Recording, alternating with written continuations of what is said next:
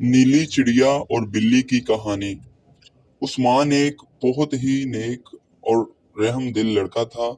इसके पास एक पालतू बिल्ली थी जिसका वो बेहद ख्याल रखता था।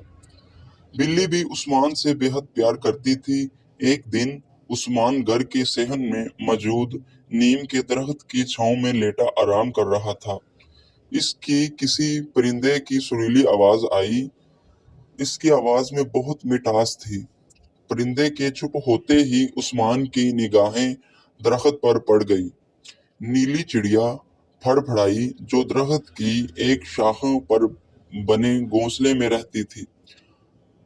अब रोज इसका मामूल बन गया। फुर्सत मिलती ही इसकी निगाहें नन्ही चिड़िया को तलाश करती। इसकी आवाज सुनकर उस्मान के लबों पर मुस्कुराहट आ जाती। उस्मान की दिलचस्पी चिड़िया की तरफ हुई तो बिल्ली की तरफ तवज्जो कम हो गई। इसलिए बिल्ली चिड़िया से हसद करने लगी। एक दिन जब उस्मान घर पर मौजूद नहीं था तो बिल्ली दरख्त पर चढ़ गई और घोंसले की तरफ छलांग लगाई। नीली चिड़िया बिल्ली का निवाला बन गई। छलांग लगाने के नतीजे में बिल्ली के साथ साथ घोंसला भी जमीन पर आ गिरा। उस्मान घर में दाखिल हुआ तो इसने चिड़िया का घोंसला जमीन पर गिरा हुआ देखा और बिल्ली मुंह पर लगा खून को साफ करने में मसरूफ थी।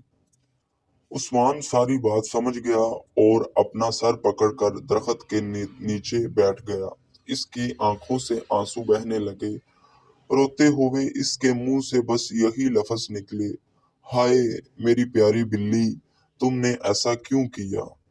हाय मेरी प्यारी बिल्ली, तुमने ऐसा क्यों किया। हाय हाय मेरी प्यारी बिल्ली, तुमने ऐसा क्यों किया।